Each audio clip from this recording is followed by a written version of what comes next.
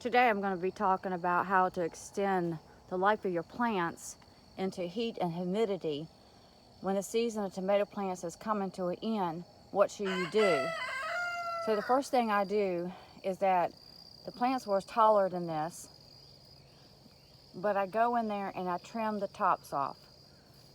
I'm going to trim the tops off that's got blooms, it's got suckers on there, they're still growing, and so that helps put all the nutrients back to the tomatoes that's onto the plant, because the season is coming to an end. And then I go in here and I just start cutting out all the dead leaves and branches, just branches and things like that that need to come out because they're not going to produce anymore. And you want all those nutrients to go back to your tomatoes, to what's left, hopefully to get a end time harvest. So that's what I did yesterday. I came through here, which last week I came through here and started to trim the tops off, because I know that these tomato plants are not going to have enough time to produce more tomatoes. They were loaded down with blooms, but our season is coming to an end because of the heat and the humidity. The plants were very tall, loaded down with blooms, putting out more growth, but it's time to get out all that so that all those nutrients can go to the tomatoes here into the garden. And so that's what I did. And on to the ground, there are literally thousands of little tomatoes that I threw down. I threw them down because these tomato plants was loaded down with tomatoes. I mean loaded. And so I took all those branches, cut them out as much as possible, creating still some more shade over the tomatoes that's on there, and took all those little tomatoes and threw them onto the ground. That's going to put nutrients back into the soil. And there was tons of little tomatoes. As you can see onto the ground, all those tomatoes. You say, well, that's a waste. No, because our season is coming to an end and these plants are still loaded down, and I need those nutrients to get to those tomatoes, because insects are coming, the stink bugs are coming, the worms are coming. There's a stink bug right there. And they will sting your plant, or well, they'll sting the plant too, but they'll sting your tomatoes, put little green dots on them. They kind of inject something in there and it creates the tomato to rot. Early into the morning, they don't fly as well, and you can come in here and smash them and get them off. If you wait when the heat comes up, then they'll see you coming and they'll just fly off. But there's tons of tomatoes down here. So this is what I do, because the plants are starting to look rough. They're dying out. People call it disease. But tomatoes only have a certain extent of life, just like any other plant. And when it gets near that season that it's going to end, then it's time to do something else. Why wait till you can't get all the nutrients to your tomatoes? There's lots of little tomatoes on there. Then I came in here, and as you can tell, I watered because of our heat, our drought. And so I want to go ahead and get some water to these plants, because I haven't gave them any nutrients since March. I believe it was March when I planted these plants. And I put blood meal, bone meal, lime, azomite, gypsum into the hole, covered it with dirt, and then planted my plant. I planted it straight up. I didn't plant it sideways. And these plants produce so many tomatoes. I know I have picked a couple thousand tomatoes, and I know that sounds crazy, but these plants really did produce.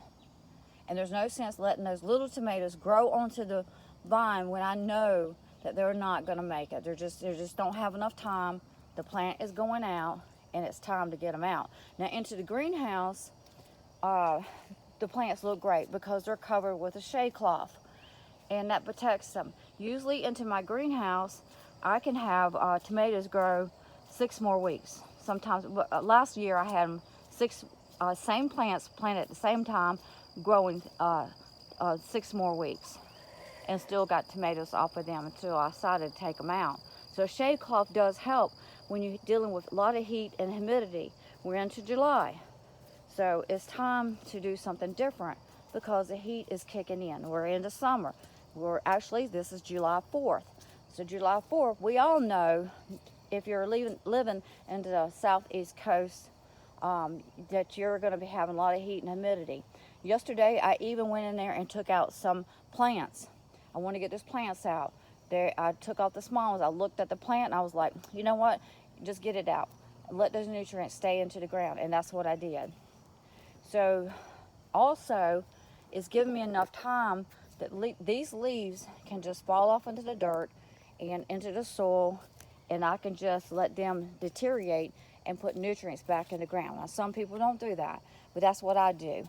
And then when they're thick stems that are harder to decay, I'll just take a rake and I'll rake them up and put them either in the compost.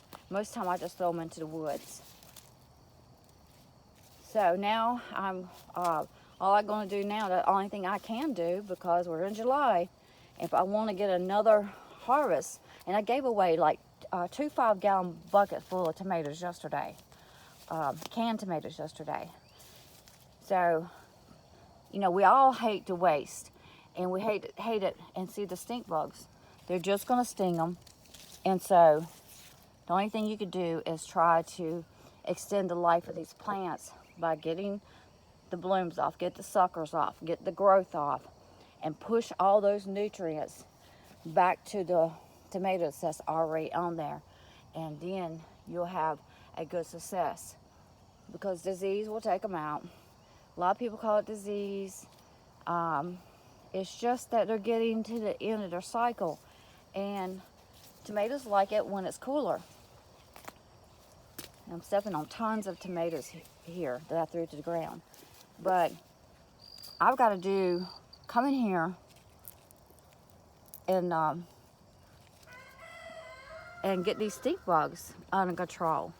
Now they've been, I have to say, considering the size of my garden, that they have done really good. The Japanese beetles have gotten onto the okra. Them eating the leaves is not going to hurt anything. I've killed them, I smashed them, but the plants are getting about 6.5 foot. They won't be long, they'll be 7 foot tall, these okra plants. So I can't reach up there. So really, by them eating those plants, those leaves right there, is keeping them off other plants. And at the same time, I always take and cut the bottom leaves off. Once it produces this okra, I cut those leaves off, those little branches off, and throw them to the ground, because they're not going to suit any purpose. And that creates your okra to grow taller. So cutting some leaves off of your plants is really beneficial when you're getting near the end of the season. Now this okra, it will continue to grow because it loves the heat. It can take the heat, it likes it hot. And so that one plant right there is 7 foot tall. But tomato plants can't take the heat as much. Now, one of the ways you can extend your life of your plant is putting the shade cloth over it. But honestly, I have gotten enough tomatoes this year that I'm not concerned. My concern now is these Japanese beetles and trying to get another harvest off of these tomato plants. And will I? Well, sometimes all you can do when you're dealing with insects, but they're loaded down with tomatoes. So once again, cutting the blooms off, get the suckers off, cut the tops off, because they're not going to have enough time to produce tomatoes. They're just not going to have enough time. Why put all those nutrients hoping to get another tomato, especially when you're dealing with insects in the season that you're in? Then why do that? Cut that off, let it put all the nutrients back to the plant, and then take take small tomatoes off, because if you have lots of small tomatoes, you know you're gonna have small tomatoes. So the best thing to do is go in there and take some of these tomatoes off. Now, I would love to give all these green tomatoes to the chickens, but chickens love red tomatoes. So they're not interested in green tomatoes for some reason, because they definitely would have. I just took them to the chickens and let them have a field day. So I picked all the ones that were flush yesterday, or blush, you know, turning red. And then I'll give these a couple days. I'll continue walking in here and seeing how these tomatoes are doing, especially when you're dealing with stink bugs.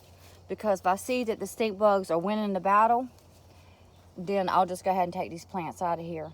Because if they're stinging the tomatoes, then what good is it? You know, they'll just rot. What's the good? So my little defense, once I see once I see these stink bugs overwhelming these plants, I get the plants out. I don't even play with it.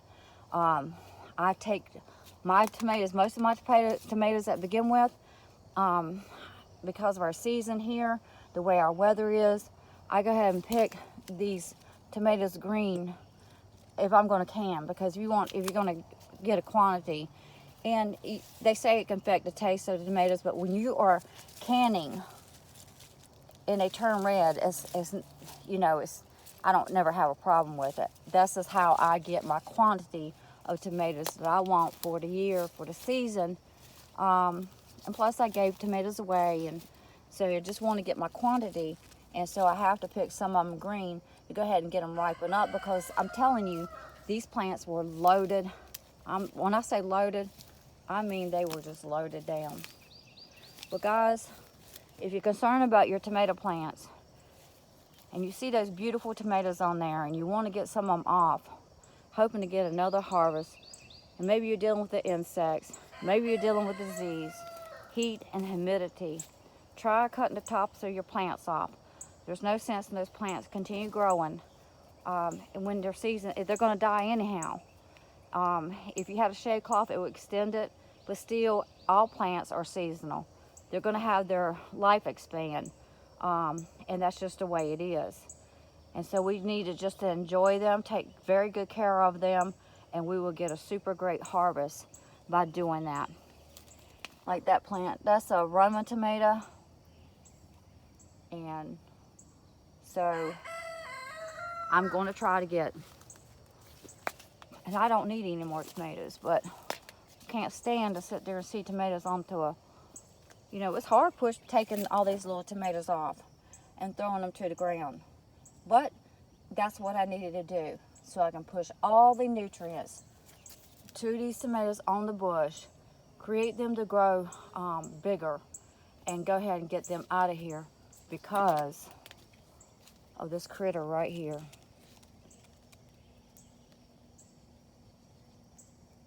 See you on to the next video.